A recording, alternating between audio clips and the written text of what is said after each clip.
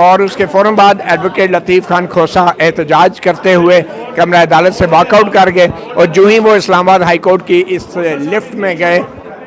تو یہ لفٹ جو ہے بند ہو گئی ہے، اور پچھلے تقریباً 20 منٹ سے زائد کا وقت ہو گیا ہے، اور اسلام آباد ہائی کورٹ کی لفٹ جو ہے نہیں کھل رہی، اور ایڈوکیٹ سردار لطیف خان کھوسا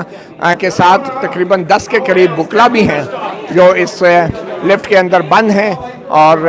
معلوم نہیں کہ اندر آکسیجن کی کیا صورتحال ہے، اور کافی جھمگٹا تھا اور ہجوم تھا۔ میں نے خود یہ لفٹ میں جانے کی کوشش کی لیکن مجھے جگہ نہیں ملی اور میں پھر باہر رہ گیا، جس کے بعد یہ لفٹ جب چلی ہے تو ہم نیچے پہنچ کے سردار لطیف خان کھوسا کا انتظار کرتے رہے، وہ نیچے نہیں آئے تو معلوم ہوا کہ لفٹ نے کام کرنا چھوڑ دیا ہے، اور یہ تمام افراد جو ہیں اسلام آباد ہائی کورٹ کی اس لفٹ کے اندر پچھلے اب تقریباً 25 منٹ سے بند ہیں، اور اب ان کو باہر نکالنے کے لیے ایمرجنسی کوششیں جاری ہیں۔ اسلام آباد ہائی کورٹ کا عملہ جو ہے